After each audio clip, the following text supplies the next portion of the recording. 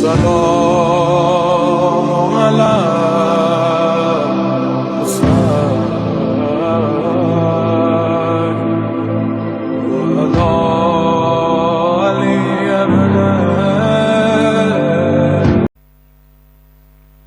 اعوذ باللہ من الشیطان الرجیم بسم اللہ الرحمن الرحیم الحمد للہ الذی لا یبلغ مدحتہ القائلون ولا یحصی نعماءہ العادون ولا یعدی حقہ المجتہدون الذی لیس لصفتہ حد محدود ولا نعت موجود ولا وقت معدود ولا اجل ممدود فطر الخلائق بقدرته ونشر الرياح برحمته الصلاة والسلام على الرسول المسدد المصطفى الامجد المحمود الاحمد سیدنا ومولانا ومولا الكونین جد الحسن والحسین عانی ابو القاسم محمد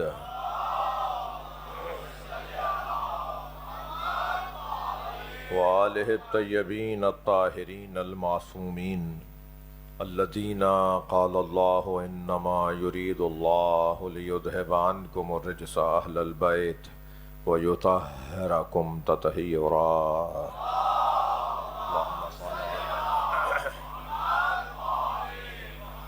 ولعنت اللہ علی اعدائہ مجمعین من یوم عداوتہم الی قیام یوم الدین اما بعد قال الحکیم فی قرآن الکریم بسم اللہ الرحمن الرحیم ان اللہ یحب الذین یقاتلون فی سبیلہ صفا کانہم بنیان مرصوص صلوات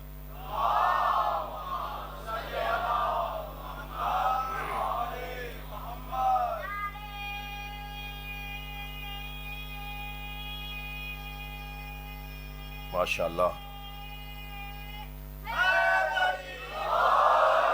التماس ہے سورہ فاتحہ پڑھیے 3 مرتبہ سورہ اخلاص حاضرین مجلس کے مرحومین جو احباب جو بھی تشریف فرما ہے مجلس میں اندر باہر جہاں جہاں تک آواز جا رہی ہے تمام حاضرین مجلس کے مرحومین خاص طور پہ سید مظہر حسین زیدی ابن سید ظفر حسین زیدی سیدہ ممتاز فاطمہ بنت مولانا سید شمس الحسن زیدی مرحوم مغفور ابرار حسین کاظمی رحم اللہ من قرأ الفاتحہ بسم اللہ الرحمن الرحیم الحمد للہ رب العالمین الرحمن الرحیم مالک یوم الدین ایاک نعبد و ایاک نستعین اہدنا الصراط المستقیم صراط الذین انعمت علیہم غیر المغضوب علیہم ولا الضالین بسم اللہ الرحمن الرحیم قل هو الله احد الله الصمد لم يلد ولم يولد ولم يكن له كفوا احد بسم الله الرحمن الرحیم قل هو الله احد الله الصمد لم يلد ولم يولد ولم يكن له كفوا احد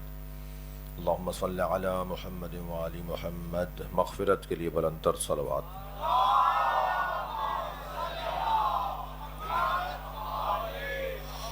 اس سے بلند صلوات ہدیہ کریں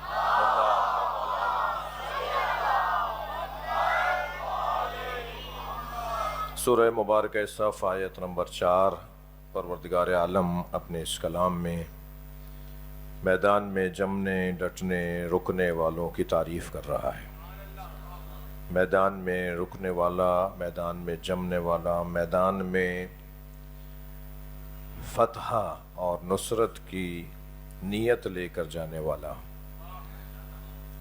اللہ کو بہت پسند ہے ویسے بھی شجاعت اور بہادری اللہ کو پسند ہے بزدلوں سے اللہ کا کام نہیں ہے اور بزدلوں کا بھی اللہ سے کام نہیں ہے جو بزدل ہے پھر وہ موحد کہاں ہے خود عقیدہ توحید انسان میں ایک طاقت کو ایجاد کرتا ہے یہ لا الہ الا اللہ صلوات پڑھیں ذرا محمد وآلہ اللہم صل علی یہ لا الہ الا اللہ بولنا یہ لا الہ الا اللہ کا عقیدہ رکھنا یہ خود ایک بہت بڑی طاقت ہے جب میں نے کہہ دیا کوئی الہ ہی نہیں ہے سوائے اللہ کے تو یہ کیسے ممکن ہے کہ پھر اللہ تنہا چھوڑ دے؟ جب میں نے اس کو کہہ دیا کہ اس کے علاوہ میرا کوئی الہ نہیں ہے، اس کے علاوہ میں کسی کو مانتا ہی نہیں ہوں، تو جو ہے وہ پھر کیسے تنہا چھوڑ دے گا؟ وہ کیسے تنہا چھوڑ دے گا ان لوگوں کو کہ جو اس کے ماننے والے ہیں؟ تو یہ بہادری، یہ شجاعت، یہ ہمت، یہ حوصلہ، جی ایک سے زیادہ مجلس میں ہم نے اس بات کے اوپر غور کیا کہ ہمت کسے کہتے ہیں۔ جی عرض کیا تھا جو دوست اس دن نہیں تھے کہ ہدف تک پہنچنے میں کوششوں کے مجموعے کو ہمت کہا جاتا ہے۔ مقصد تک جب پہنچنا چاہیں گے، ہدف تک جب پہنچنا چاہتے ہیں، تو ہدف تک پہنچنے میں کوششیں ایک نہیں، دو نہیں، اس سے مسئلہ حل نہیں ہوا، دوسری کوشش، پھر تیسری کوشش، مسلسل جد و جہد، اور اس کو ارادے کی پختگی بھی کہتے ہیں۔ مثلا آج میں اپنی گفتگو کو جوڑ رہا ہوں کل کی گفتگو سے کہ یہ جو قرآن مجید کے واقعات ہیں نا، خاص طور پہ بہادری کے واقعات، شجاعت کے واقعات، میدان میں اترنے والوں کا تذکرے، میدان میں جمنے والوں کی باتیں، البتہ یہ ذہن میں رہے کہ یہ بات ناکافی ہوگی کہ جمنے والوں کا تذکرہ تو ہو اور بھاگنے والوں سے عبرتیں نہ لی جائیں۔ ہاں وہ بھی دیکھنا ہوگا کہ آخر وجہ کیا ہوئی تھی کہ وہ بھاگ گئے تھے۔ اگر کوئی بھی میدان چھوڑ کے جا رہا ہے، کوئی بھی کیسا بھی میدان ہو، جی اس کو چھوڑ کے جانا، اس کے پیچھے بھی کوئی کمزوری ہے۔ اب وہ کمزوری اگر دہرائی جائے گی، اس کو پڑھا جائے گا، اس کو بیان کیا جائے گا، تو یہ ہرگز مطلب نہیں ہے کہ کوئی خاص ذہن میں کوئی ذہن میں ہے تو اس لیے یہ بات ہو رہی ہے۔ نہیں، بات صرف اتنی ہے کہ سیکھا جائے کہ آخر سبب کیا ہوا میدان چھوڑنے کا۔ جو سب سے بڑا سبب ہے نا میدان چھوڑنے والوں کا، سب سے بڑا سبب وہ اللہ پہ توکل نہ ہونا ہے۔ جب مجھے یہ یقین ہو، میرا یہ عقیدہ ہو کہ اللہ ہو اکبر ہے، بول تو رہا ہوں صبح شام میں، جی صبح شام کہہ رہا ہوں، وہ مسلمان ہی نہیں ہے جو دن میں کئی مرتبہ اللہ اکبر نہ بولتا ہو، کم سے کم اچھا مسلمان نہیں ہے۔ صلوات پڑھیں ذرا محمد والے۔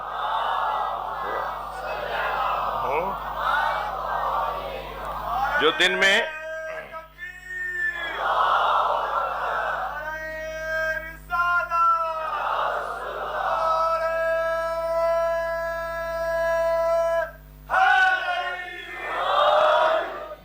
اس وقت بھی ہم مسجد میں مجلس کر رہے ہیں نا، یہ مسجد ہے نا جہاں ہم بیٹھے ہوئے ہیں، تو مسجد بقیت اللہ ہے نا یہ جس میں ہم مجلس کر رہے ہیں۔ یہاں پر بیٹھنے والے، یہاں آنے والے روزانہ ہی اللہ اکبر کی یہ در و دیوار، یہ پلر، یہ چھت، یہ عمارت تو اللہ اکبر روزانہ دسیوں سینکڑوں مرتبہ سنتی ہے نا۔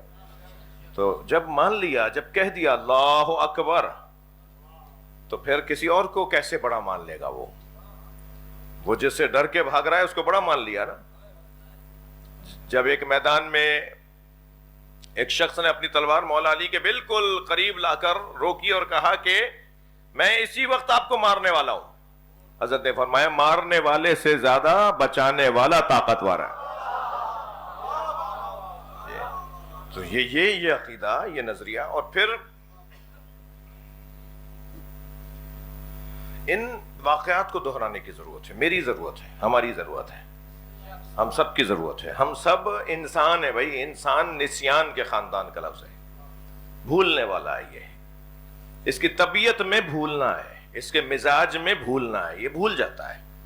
اسے بار بار دہرایا جائے، اسے بار بار یاد کروایا جائے۔ ایک سال کے بعد پہلی محرم سے 10 محرم تک عشرہ ہوگا، لوگوں کو کھلتا ہے،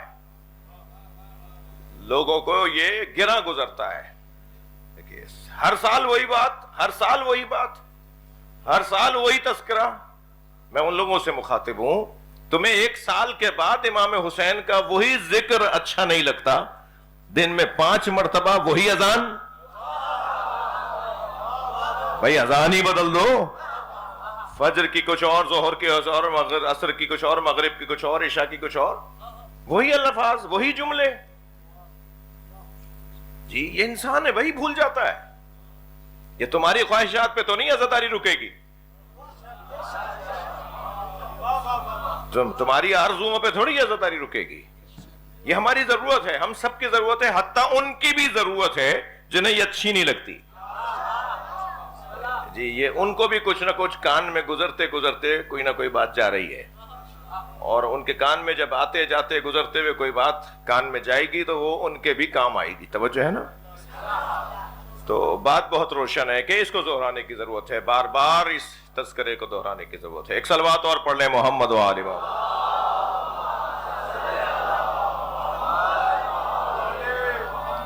جی مسلسل بہت عرصے ابھی ہم بات کر رہے تھے عرفان مہدی صاحب, ہم لوگ کے میرے اپنے بچپن میں ہمارے بزرگ پڑھتے تھے جنگ احد, جنگ بدر, جنگ احد, جنگ خندق, جنگ خیبر.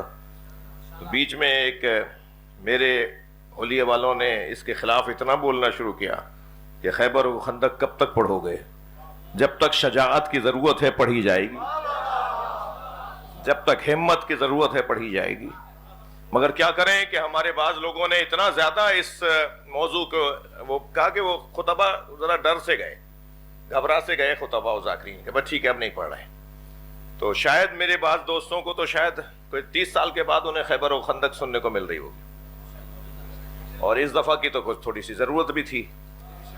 جی اس وقت کی ضرورت بھی ہے, اور ضرورت یہ ہے کہ یہودی جو ہے نا وہ شیطنتوں سے باز نہیں آئے گا, یہ اس کے مزاج کا حصہ ہے.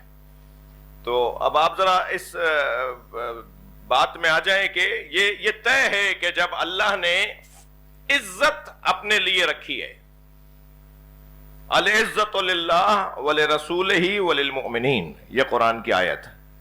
اللہ قرآن میں کہہ رہا ہے عزت ہے ہی اللہ کے لیے, اللہ کے رسول کے لیے اور مومنین کے لیے. عزت کا تعلق اللہ رسول اور مومنین کے ساتھ ہے. تو عزت کیا ہارنے میں ہے؟ عزت تو ہمیشہ جیتنے میں ہے. تو ہر وہ چیز کے جو عزت کا عنوان بنے گی وہ بنام اللہ رسول اور مومنین ہے. جی ہر وہ چیز, علم اگر عزت ہے تو وہ اللہ رسول اور مومنین کے لیے ہے, علم عزت ہے, غیرت عزت ہے, جی سخاوت عزت کی بات ہے, ایسے ہی شجاعت, علم شجاعت عزت کی بات ہے, بہادری عزت ہے, میدان سے بھاگنے والے کی کوئی عزت نہیں ہے. اچھا مفہوم عزت کو بھی اس گھرانے نے روشن کیا ہے. بعض لوگ ذمہ داری سے فرار کو عزت سمجھتے ہیں, بھائی بڑے محنت سے عزت بنائی ہے, وہاں جا کے کھڑے ہو گئے تو عزت چلی جائے گی. جی مفہوم عزت کو بھی اگر کسی نے روشن کیا ہے نا تو انہوں نے ہی کیا ہے جو ایمان کے مکمل درجوں پر نہیں, کل ایمان ہے. مفہوم عزت کو بھی انہوں نے روشن کیا ہے. ذمہ داریوں سے فرار کر کے ظاہری طور پر اپنا احترام محفوظ رکھ لینا, ظاہری احترام. جی لوگ سمجھتے ہیں کہ یہ عزت ہے, بعض اوقات یہ عزت نہیں ہے, یہ ضمیر فروشی ہے, یہ اپنے ضمیر کا سودا ہے. نہیں, مفہوم عزت اور ذلت کو کربلا والوں نے روشن کیا ہے.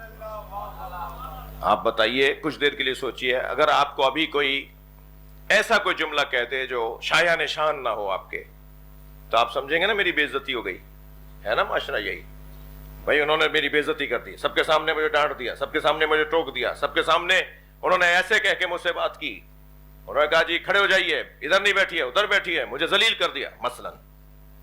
کتنی چھوٹی چھوٹی باتوں کو ہم نے عزت کا عنوان اور کسوٹی بنا لیا. کچھ دیر کے لیے سوچئے, امام حسین پانی مانگ رہے ہیں, نہیں دے رہے, پھر حضرت فرما رہے ہیں کہ تم سمجھ رہے ہو کہ میں اس بچے کی وجہ سے خود پینا چاہتا ہوں. کتنی بڑی بات ہے یہ, امام کو یہ کہنا پڑا. پھر فرما رہے ہیں میں اسے زمین پہ لٹا دیتا ہوں اور پیچھے کھڑا ہو جاتا ہوں دور ہٹ کے, تم میں سے کوئی آ کے اسے پلا دے پانی. یہ کتنی بڑی بات ہے. جی جو حسینیت کی روح سے آشنا لوگ نہیں ہے نا, وہ اسے تو کہیں گے کہ یہ تو عزت نہیں ہو رہی تھی, احترام نہیں ہو رہا تھا.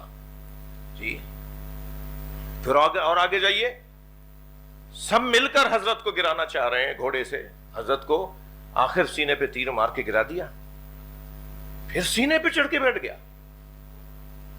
آپ کا پین تو آپ کے ہاتھ سے کوئی زبردستی لے کے دکھائے, آپ کہیں گے میری بے عزتی ہو گئی ہے, میرا کاغذ میرے ہاتھ سے چھین لیا. جی امام کا گلا کاٹ رہا ہے, جی امام اسے اس وقت میں بات کر رہے ہیں, پھر گھوڑے دوڑا دیے, بدن کو مامال کر دیا. کچھ دیر کے سوچئے مفہوم بدل رہا ہے نہیں بدل رہا عزت کا, کہ عزت کسے کہتے ہیں اور ذلت کسے کہتے ہیں.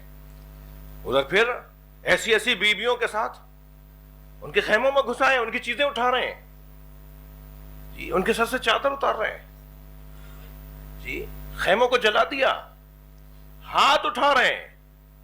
ہم یہ والے جملے مصائب میں سنتے ہیں نا, تو اس لیے روتے ہوئے سنتے ہیں, تو اس کا اب جو اثر اس وقت ہو رہا ہوگا نا آپ کے میرے سننے والوں پر, وہ اس وقت نہیں ہوگا. کچھ دیر کے لیے سوچا کہ جناب سکینہ سے گوشوارے مانگے نہیں کہ دے دو, وہ اتار کے دے دیتی ہیں.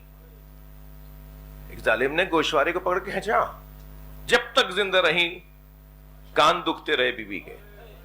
جی مفہوم بدل رہا ہے یا نہیں؟ یہ سب کچھ ہوا, مگر امام حسین کیا فرما رہے ہیں؟ ہے ہاتھ میں نزلہ. صلوات پڑھے ذرا محمد و آل محمد.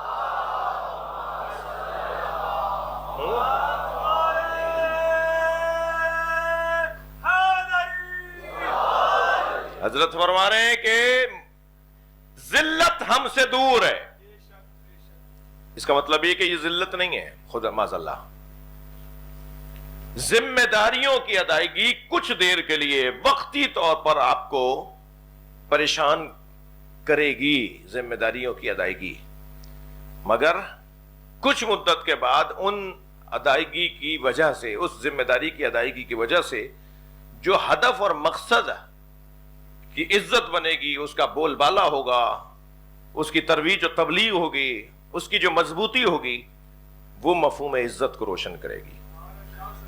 بات روشن ہے؟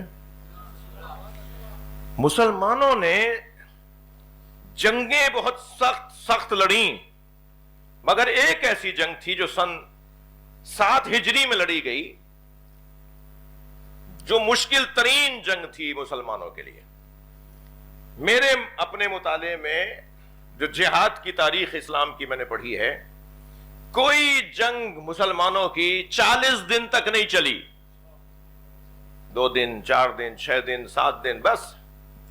بعض تو 1 دن میں جنگ تمام ہو گئی. یعنی بڑے بڑے معرکے 1 ہفتے سے زیادہ نہیں چلے. یہ واحد جنگ ہے کہ عرفان بھائی میرے خیال سے تو یہ نہیں چل رہے آپ کے, اچھا کچھ مسئلہ ہے, ایک یہ بھی خراب ہے شاید. چلو ایک اور صلوات پڑھیں ذرا.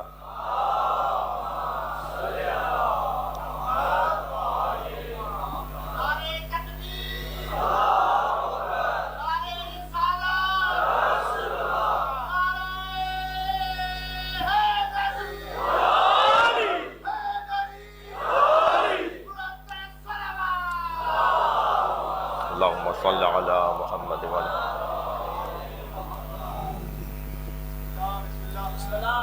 یہ تاریخ تو پھر سال بھر بعد ہی آئے گی نا, اس لیے برداشت فرمائیں میں بھی اور آپ بھی. بات آگے بڑھے. یہ واحد جنگ ہے جسے جنگ خیبر کہتے ہیں, جو 35 سے 40 دن تک چلی ہے. بعض نے 30 سے 40 دن, 30 دن, 1 مہینے تک جنگ. اصل میں یہ کچھ اس طرح کا مسئلہ تھا. یہ اچھا, یہ جو 7 ہجری کا سال ہے نا, اسے سنہ استغلاب بھی کہا گیا ہے, مسلمانوں کے غلبے کا سال. مسلمان اس سال میں غلبہ پا گئے تھے, مسلمان اس سال کے اندر مضبوط ہوئے تھے. کئی مرتبہ ان 40 دنوں میں ایسا ہوا کہ آ کر سب نے کہا یا رسول اللہ واپس چلیں, جنگ نہیں جیت پا رہے, مسلسل پریشانیاں بڑھ رہی ہیں, مسلسل شہادتیں بڑھ رہی ہیں. اچھا تعداد بھی دیکھیے آپ, 16 سے 20 ہزار یہودی ہیں اور 1400 سے 1600 مسلمان ہیں. پھر بول رہا ہوں, 16,000 سے 20,000 یہودی ہیں اور 1400 سے 1600 2,000 مسلمان بھی نہیں ہیں. اتنا بڑا لشکر یہودیوں کا ہے اور اتنا مختصر سا لشکر مسلمانوں کا ہے. مگر اس کے باوجود بھی مسلمان مسلسل لڑتے رہے اور کئی مرتبہ ایسا ہوا کہ آ کے کہا یا رسول اللہ ہم واپس چلتے ہیں، یا رسول اللہ یہ جنگ جیتی نہیں جا رہی. تو نبی مکرم نے کیا ارشاد فرمایا؟ صلوات پڑھیں ذرا محمد و آلہ.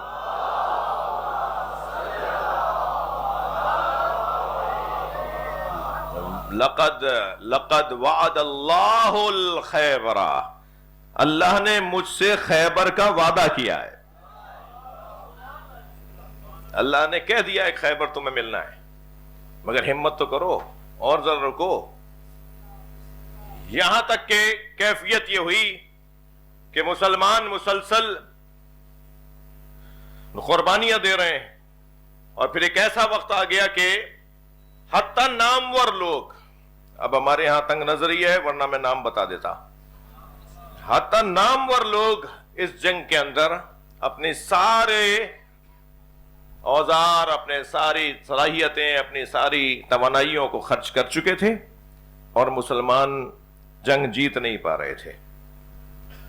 یہاں تک کہ نبی مکرم نے ارشاد فرمایا کہ بس آخری حملہ اب ہونا ہے اور اب اس کے بعد مسلمان جنگ جیتے گا، اس لیے کہ پروردگار عالم نے مجھ سے قد وعدنی خیبر کا مجھ سے وعدہ کیا ہوا ہے.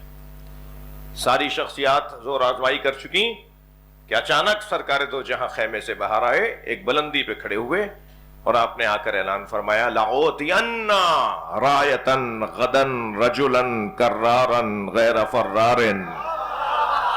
صلوات پڑھیں ذرا محمد. کل میں علم اسے دوں گا جو کرار ہوگا، غیر فرار ہوگا. یہاں تک بات امام حنبل نے تو اس واقعے کو اور بڑے حسین انداز سے لکھا ہے. امام حنبل مسند حنبل کے اندر فرماتے ہیں، انہوں نے کچھ تعبیر کچھ مختلف لکھی ہے. وہ فرماتے ہیں کہ ان رسول اللہ اخذ رایتا، سرکار دو جہاں علم باہر لے کر آئے، ثم قال من یاخذ بحقها، کون ہے جو اس علم کو اب لے کر جائے گا اپنا حق حاصل کرنے کے لیے؟ تو فرماتے فجاء فلان و فلان، آئے فلاں شخصیت، آئی فلاں شخصیت. امتح، نبی مکرم نے فرمایا نہیں نہیں نہیں. اس کے بعد ثم قال والذی کرم وجہ محمد، قسم ہے اس کی کہ جس نے محمد کے چہرے کو ہمیشہ سرخرو کیا ہے. امام حنبل کے یہ الفاظ ہیں، قسم ہے اس اللہ کی جس نے محمد کے چہرے کو ہمیشہ سرخرو کیا ہے. لَأُوتِيَنَّ رَجُلًا لَا يَفِرُّ، علم اب اسے دوں گا جو بھاگے گا نہیں، اب علم اسے ملے گا. یہ الفاظ امام حنبل کے ہیں، مسند حنبل جلد نمبر 3 صفحہ نمبر 86 کے اوپر. لیکن جو امام حنبل کے علاوہ تعبیرات آئی ہیں وہ میں آپ کے سامنے رکھ رہا ہوں کہ سرکار نے کیا فرمایا؟ سرکار نے فرمایا لَأُوتِيَنَّ رایتن، اب یہ علم میں اسے دوں گا. کب؟ یہ اب علم کس کو ملے گا؟ غدن، کل کے دن.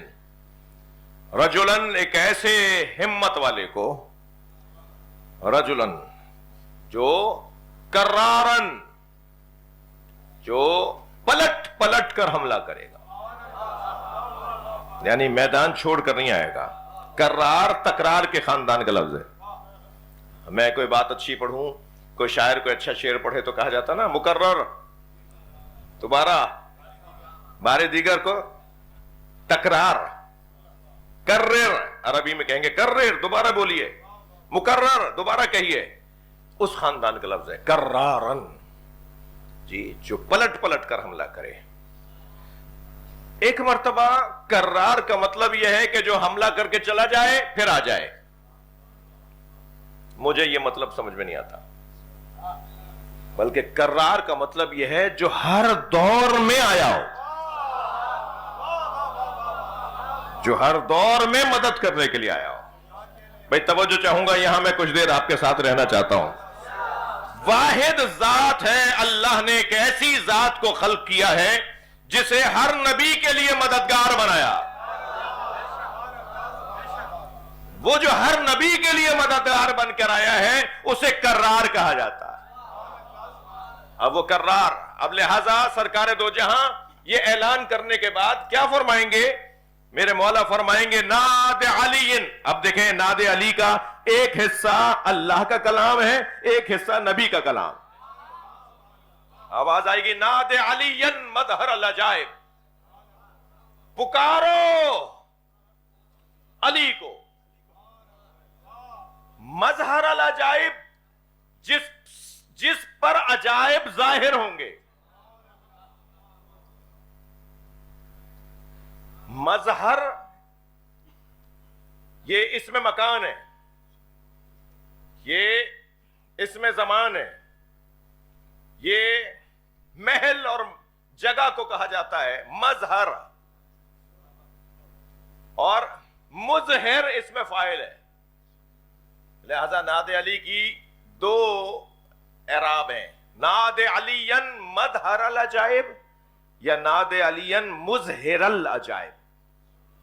پکارو اس علی کو جو عجائب کو ظاہر کرنا والا ہے. یہ اگر ترجمہ کریں گے تو کہیں گے مظہر، مگر ہم لوگ کیا پڑھتے ہیں زیادہ؟ مظہر. مظہر نعت علی مظہر العجائب، پکارو اس علی کو جس کے ذریعے سے عجائب ظاہر ہوں گے.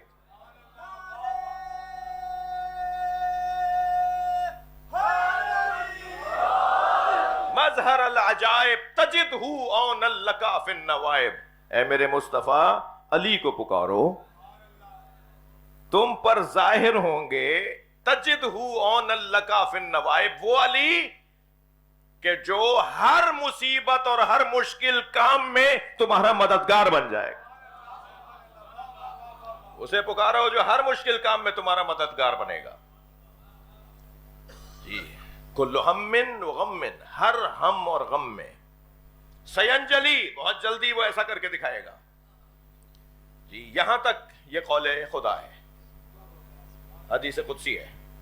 علامہ مجلسی نے اسے بہار میں لکھا ہے.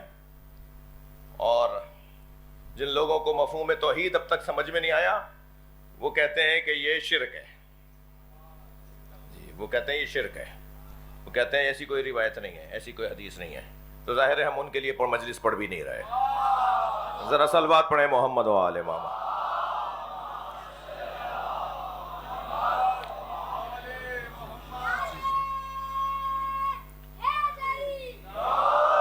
جی مجھے اجازت دیجئے، میری کیفیت نہیں ہو رہی کہ زیادہ پڑھ سکوں گا مجلس نا. کچھ ہوا ہے؟ ایک اور صلوات پڑھیں.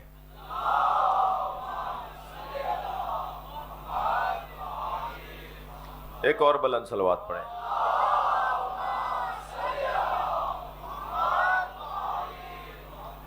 جی جی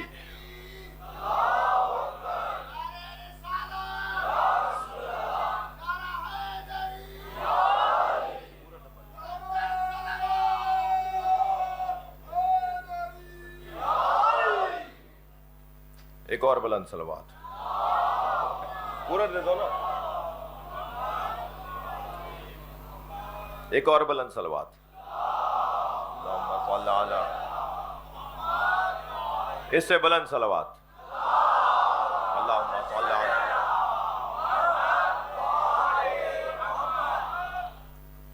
تھوڑا سا پڑھوں. جی سرکار فرما رہے لَأُوتِيَنَّ رَایَةً غَدًا کرارن. کرار اسے کہتے ہیں جو ہر زمانے میں مدد کرنے پلٹا ہو.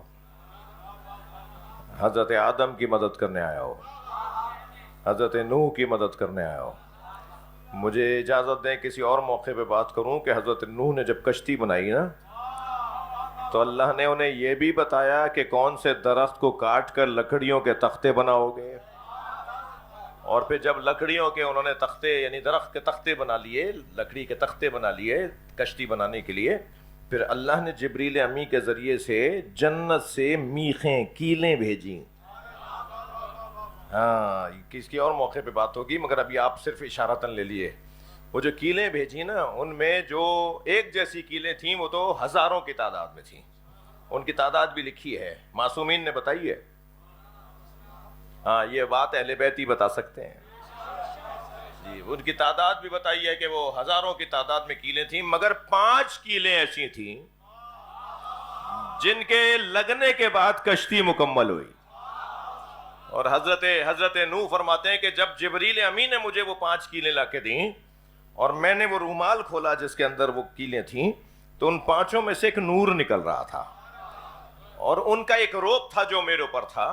تو مجھے کہا جبریل امین نے کہ ایک کو آپ یمین کی طرف لگائیں، ایک کو یسار لگائیں، اور پھر دوسرے کو یمین لگائیں، پھر یسار لگائیں، اور ایک کو بالکل سامنے والے حصے میں لگائیں. اور میں وہ کیلیں لگاتا جا رہا تھا اور میری کشتی مکمل ہوتی جا رہی تھی. مگر جو 5ویں کیل میں نے آخر میں لگائی تھی نا سب سے سامنے، وہ جب میں نے کیل نکالی ہے تو وہ رو رہی تھی. تو میں نے جبریل سے پوچھا کہ یہ کیا ماجرا ہے، یہ تو کیل رو رہی ہے. کہا یہ حسین ہے،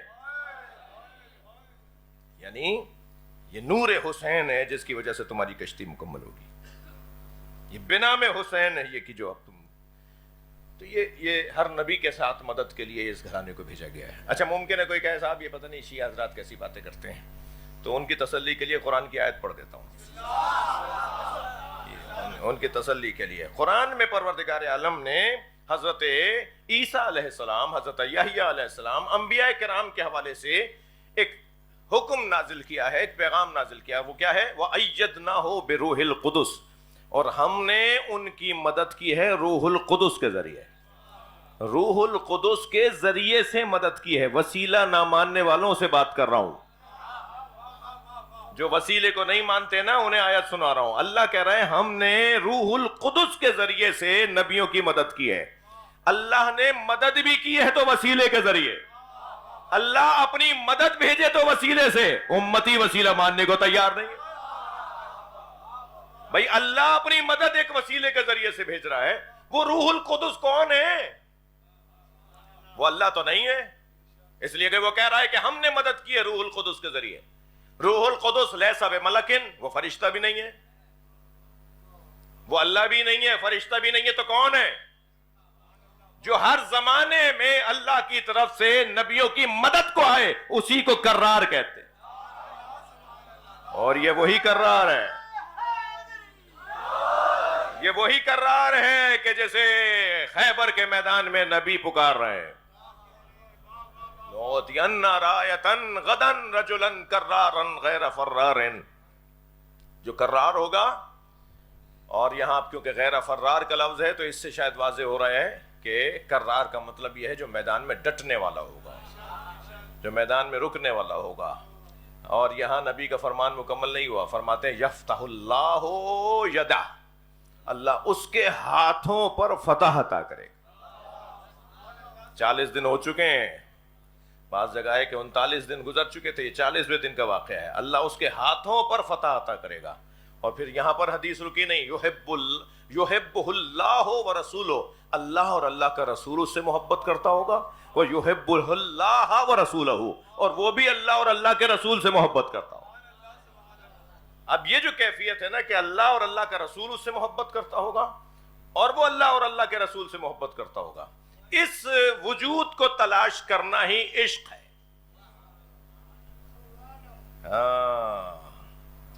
علامہ اقبال کے 4 مصرے ہدیہ کر رہا ہوں آپ کو. مفہوم عشق، علامہ اقبال کہتے ہیں کہ کبھی عشق کا مصداق ہمیں کہیں ملتا ہے، کبھی عشق کا مصداق کہیں ملتا ہے. اقبال کہتے ہیں کبھی تنہائی کو ہو دمن عشق، کبھی تنہائی کو ہو دمن عشق. یہ تنہائی کے اندر صحراؤں میں جا کے تنہا بیٹھنا، غار حرا میں جا کے بیٹھنا، وہ عشق کا ایک مظہر ہے. کہتے ہیں کبھی تنہائی کو ہو دمن عشق، کبھی سوز و سرور و انجمن عشق.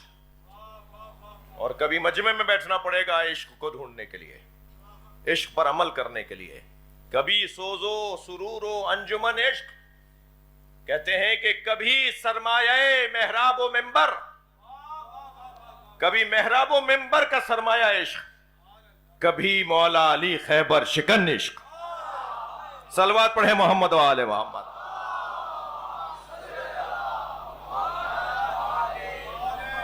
کبھی مولا علی عشق ہے بھائی. علی تک پہنچ جاؤ گویا تم عشق کے مفہوم سے آشنا ہو گئے. ایک اور صلوات نبی کی ذات. جی توجہ میرے ساتھ ہے. تو سرکار نے فرمایا کہ جو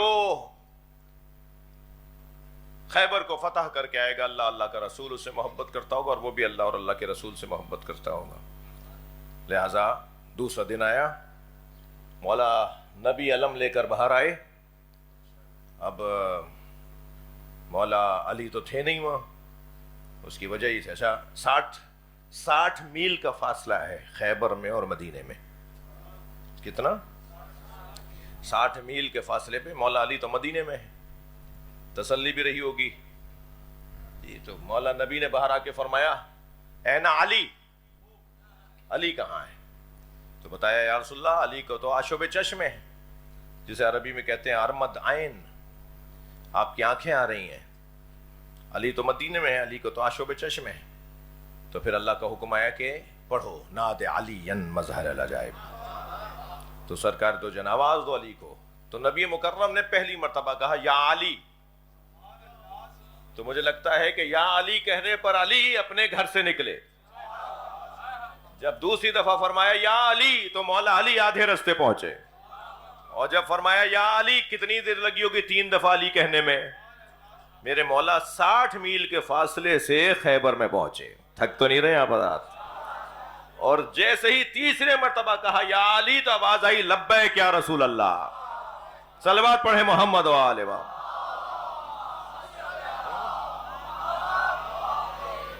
جی جو ایک مرتبہ مولا نبی نے مولا علی کی طرف دیکھا اور مسکرائے اور مسکرا کے فرمایا علی اپنا ہاتھ آگے کرو, اور مولا علی کے حوالے پرچم کیا. مولا اپنے ساتھ 5 لوگوں کو یعنی مولا سمیت 5 لوگ میدان میں گئے. 2 دائیں چل رہے تھے, 2 بائیں چل رہے تھے, وسط میں مولا علی چل رہے تھے. جب وہاں پہنچے تو مرحب کا چھوٹا بھائی حارث, اس نے آتے ہوئے دیکھا تو اس نے کہا یہ جو جس بدن کے لوگ آ رہے ہیں, جس حلیے کے لوگ آ رہے ہیں, تو میرا کام ہے. تو ادھر مولا پہنچے اور مولا نے آواز لگا کر یہودیوں کو خطاب کیا کہ بہت مدت گزر گئی تمہاری سازشیں. ہو یہ رہا تھا کہ جس بھی قبیلے سے مسلمان معاہدہ کرتے تھے, عہد باندھتے تھے, پیمان باندھتے تھے, اور وہ مسلمانوں سے دستاویز لکھ کر اور باقاعدہ ایک چند افراد یہاں کے اور چند افراد یہاں کے, نبی مکرم ایک وفد بھیجتے تھے کہ جا کے معاہدہ کر کے آؤ. ابھی 1 مہینہ 1 ہفتہ 10 دن نہیں گزرے ہوتے تھے کہ یہ جو یہودی, یہ جو خیبر کے یہودی تھے, یہ ان سے رابطہ کرتے تھے, کہتے تھے کیوں معاہدہ کر لیا, ہم تمہارے ساتھ کھڑے ہیں, توڑ دو. جی یہ گزشتہ 2 سالوں سے یہ معاہدوں کو روزانہ یا خود توڑتے تھے یا جو معاہدے کر کے آتے تھے ان سے کہتے تھے توڑ دو, ہم تمہارے ساتھ کھڑے ہیں. یعنی روزانہ معاہدوں کو توڑنا, روزانہ اپنے دستاویزات کے خلاف ہی جانا اور کہنا کہ نہیں مانتے ہم. یہ جو آج مزاج ہے یہ آج کا نہیں ہے, یہ پرانا مزاج ہے. لہذا خیبر کی جنگ نے ایک نعرہ دیا ہے مسلمانوں کو, خیبر خیبر یا یہود جیش و محمد سوف یعود. صلوات پڑھیں ذرا محمد و آل.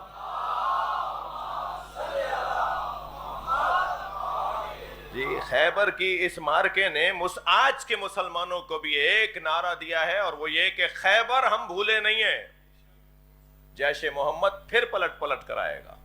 تمہاری بے وفائیاں پلٹیں گی تو ہمارا جہاد پلٹے گا. تو حضرت نے جا کے وہاں خطبہ دیا اور کہا یہ تمہارے کام ہے, ایک مدت سے تم مسلمانوں کو اذیتیں پہنچا رہے ہو اور یہ بس بہت ہو گئی, اور اب اسلام قبول کرو اور آ کر جزیہ جو ہے وہ ادا کرو اور تسلیم ہو جاؤ. تو اوپر سے قلعے کے اوپر سے, یہ سب سے اونچا قلعہ تھا, سب سے بڑا قلعہ تھا جسے قلعہ قموس کہتے ہیں, اس قلعے سے منجنیق کے ذریعے سے آگ پھینکی گئی جو بالکل مولا کے سامنے وہ گولا کے گرا. مولا نے اپنی تلوار کا سہارا نہیں لیا, بڑے اطمینان کے ساتھ تلوار لگائے کھڑے ہیں. میدان میں اترے ہوئے بغیر تلوار کے، یعنی تلوار ہے مگر تلوار کو نکالا نہیں ہے باہر. پھر حضرت نے آواز دی کہ تم میں کوئی مرد ہے تو باہر آئے. تو وہیں سے آواز دے کر مرحب نے پوچھا تم کون ہو؟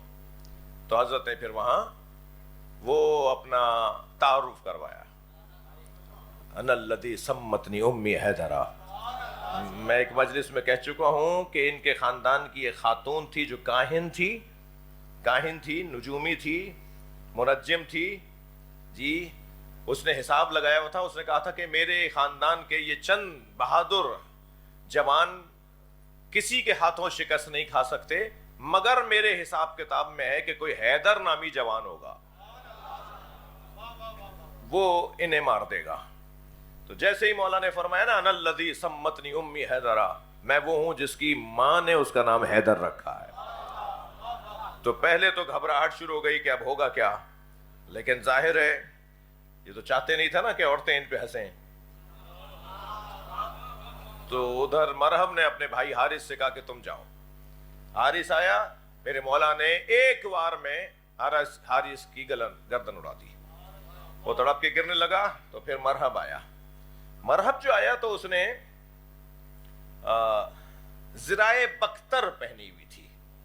بختر بند گاڑی ہوتی ہے نا، ایک بختر بند زرہ ہوتی ہے، یعنی لوہے کی زرہ جس کے اندر ایک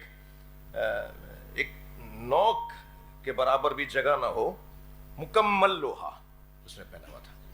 اور جو سر پہ اس نے خود پہنا ہوا تھا وہ بھی اس دھات کا بنا ہوا تھا کہ دنیا کی مضبوط ترین تلوار اگر اس کے اوپر اگر جو ہے وہ ہتھوڑا پڑے تو وہ اس کو توڑ نہیں پائے. یعنی یہ تیاری کے ساتھ مرحب باہر آتا ہے. اور جب باہر آتا ہے تو مولا کائنات نے اس کو آواز دی کہ اضرب. پہلے اس نے کہا مارو. حضرت نے فرمایا میں پہل نہیں کرتا. پھر اس نے حملہ کیا. اس نے جو پہل حملہ کیا میرے مولا پر، تو مولا نے برق رفتاری کے ساتھ اپنی ذوالفقار کو اس کے سر کے وسط میں مارا جو اس کے سینے تک اتر آئی. یعنی وہ خود بھی حضرت کی تلوار نے کاٹا. صلوات پڑھیں ذرا محمد و آلہ.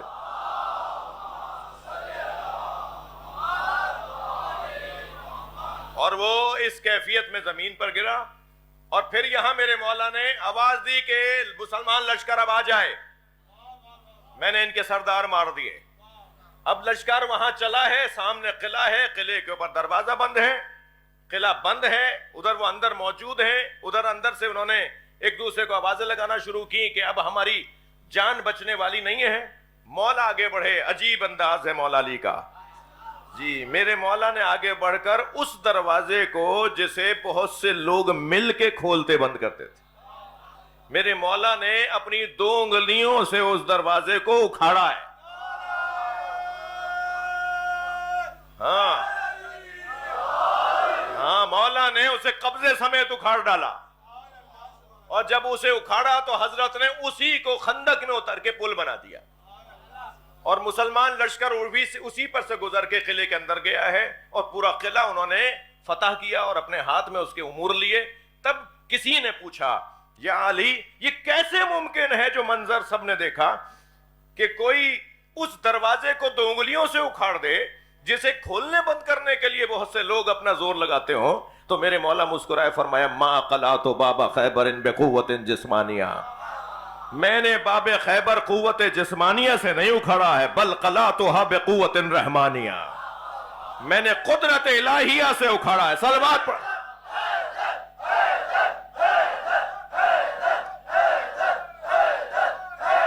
بلند کر صلوات پڑھیں گے محمد و آل محمد.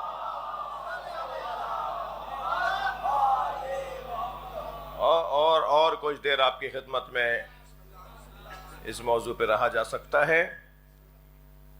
مولا نے خیبر فتح کیا اور علی فاتح خیبر قرار پائے.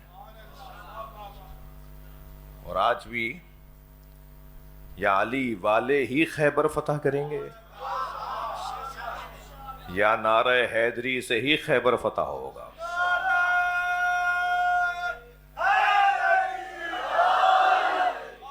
آج 7 محرم کو حضرت قاسم کو وسیلہ بناتے ہوئے اللہ سے دعا ہے کہ یا اللہ ہم سب کو جیسے ہم کربلا اور کاظمین اور مشہد جاتے ہیں ایسے ہمیں بیت المقدس میں نماز پڑھنے کا موقع عطا فرما۔ سارا عالم اسلام انشاءاللہ فلسطین کی سرزمین پہ جائے گا اور ہم وہاں بیت المقدس میں نماز پڑھیں گے۔ اور اب یہودی جیسے ہمیشہ سے مسلمانوں کے خلاف سازشیں کرتے رہے، اب ایسے ان کی سازشیں کامیاب ہونے والی نہیں ہیں۔ میرا تو دل کہتا ہے، میرے اندر کی آواز ہے، انشاءاللہ بہت جلد یہ ملک تو ختم ہونے والا ہے، اور جو اس کے پیچھے بھی بڑا شیطان کھڑا ہے اس کی بھی یہ جو 52-54 کتنی ریاستیں، 51، یہ جو 50-51 جو ریاستیں ہیں یہ سب چھوٹی چھوٹی ریاستوں میں بدل جائیں گی، یہ ٹوٹ جائے گا سب، یہ ریاستیں متحدہ امریکہ نہیں رہے گا۔ بولیے انشاءاللہ، یہ انشاءاللہ متحدہ امریکہ نہیں رہے گا، یہ سب ٹکڑوں میں تبدیل ہو جائے گا، اور چھوٹی چھوٹی ریاستیں ہوں گی، خود مختار ہوں گی، اور سبق سیکھیں گی پاگل حکمرانوں سے۔ یہ جو پاگل آیا ہوا ہے نا آج کل، جی ظالم کے پیچھے کھڑا ہونے والا، اور روزانہ رنگ بدلنے والا، اور روزانہ ٹائیاں بدل بدل کے، ہولیے بدل بدل کے، جی اپنے بیانات بدل بدل کے۔ اور مجھے تو سمجھ میں نہیں آ رہا کہ میں غیر ذمہ دار خطیب نہیں ہوں بھائی، جذباتی بات کرنا مجھے آتی نہیں ہے، جذباتی میں ہوتا بھی نہیں ہوں۔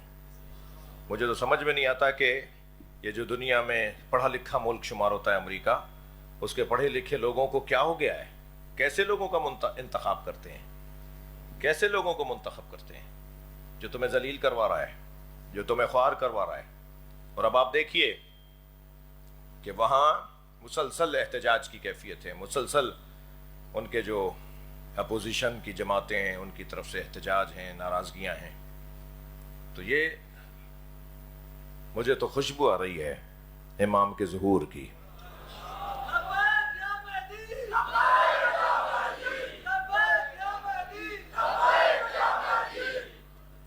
امام آنے والے ہیں۔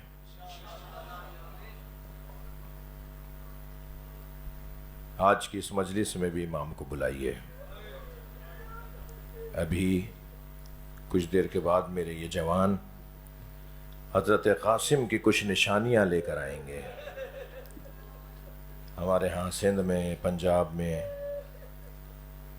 لکھنؤ میں، ہندوستان میں، پاکستان میں، اس بر صغیر میں 7 محرم حضرت قاسم کا دن ہے نا،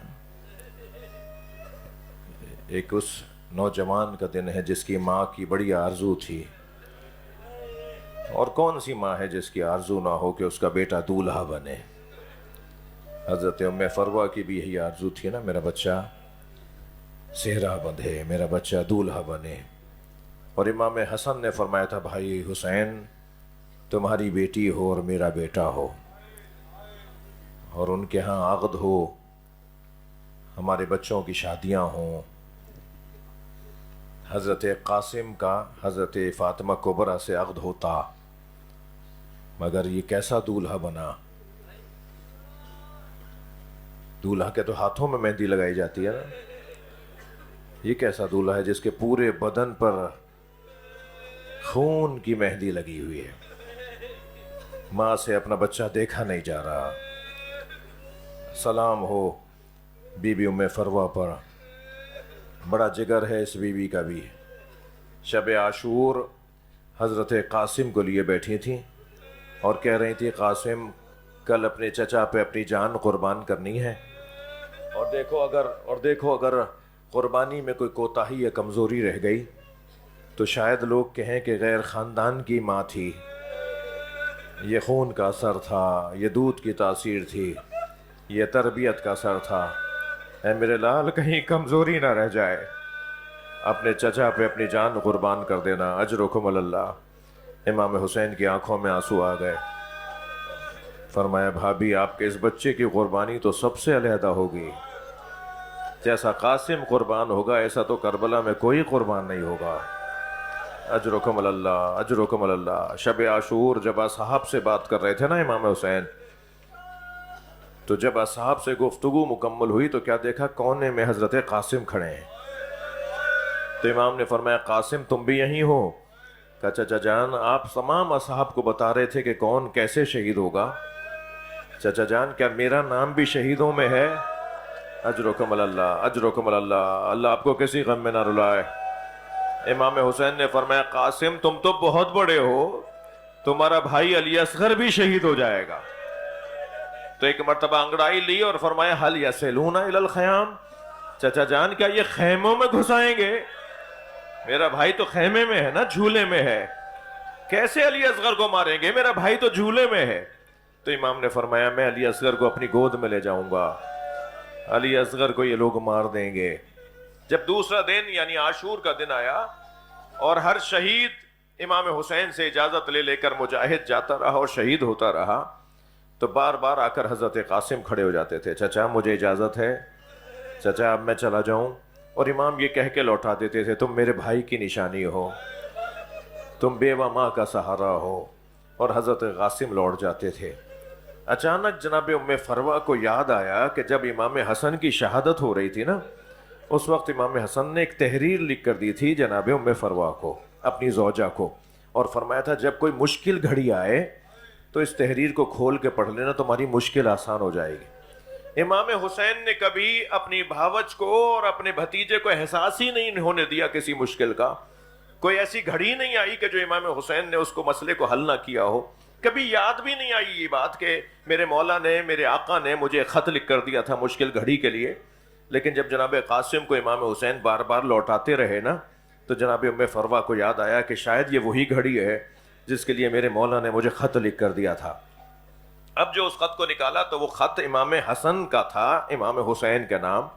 بی بی ام فروہ انتہائی خوشی کسی کیفیت میں حضرت قاسم کو بلا کے فرماتی ہیں قاسم مشکل آسان ہو گئی، یہ خط لے جا کے اپنے چچا کو دے دو۔ امام حسین نے بھائی کا خط دیکھا، آنکھوں سے لگایا، بوسہ دیا، اسے کھولا تو اس میں لکھا ہوا تھا بھائی حسین میں کربلا میں نہیں رہوں گا، میری جانب سے میرے قاسم کو قبول کر لینا۔ امام حسین نے اپنے بچے کو گلے لگایا، بھتیجے کو گلے لگایا، اتنا روئے امام حسین۔ مقتل کا یہ مستند جملہ ہے کہ اتنا روئے امام حسین حضرت قاسم کو لپٹا کر کہ امام حسین اور جناب قاسم رو رو کر بے ہوش ہو گئے۔ اور جب رو رو کر بے ہوش ہو گئے تو میں اب رونے والوں سے پوچھوں کہ جب کوئی بے ہوش ہو جاتا ہے تو اسے ہوش میں لانے کا انتظام کیا ہوتا ہے؟ اسے پانی کے چھینٹے دیے جاتے ہیں نا۔ یہاں تو پینے کو پانی نہیں ہے، یہاں تو پینے کو پانی نہیں ہے، کیسے چہرے پہ چھینٹے دیا جائے؟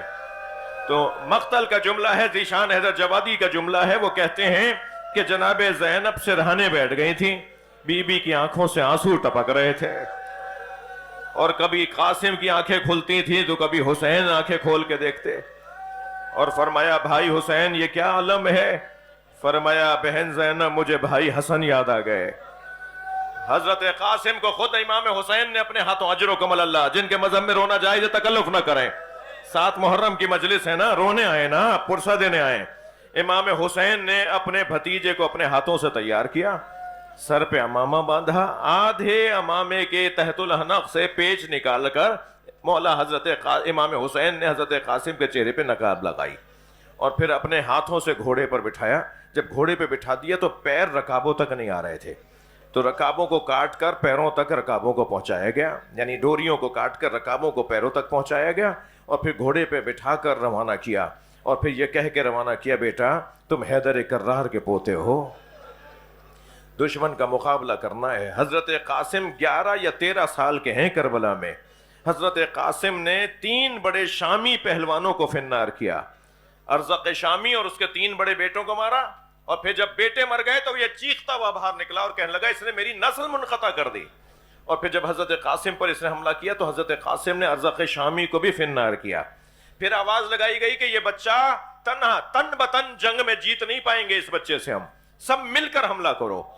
چاروں طرف سے جب فوجیں آگے بڑھنے لگیں تو ایک ظالم نے آواز دے کر کہا قاسم تمہارے جوتے کا تسمہ کھل گیا ہے۔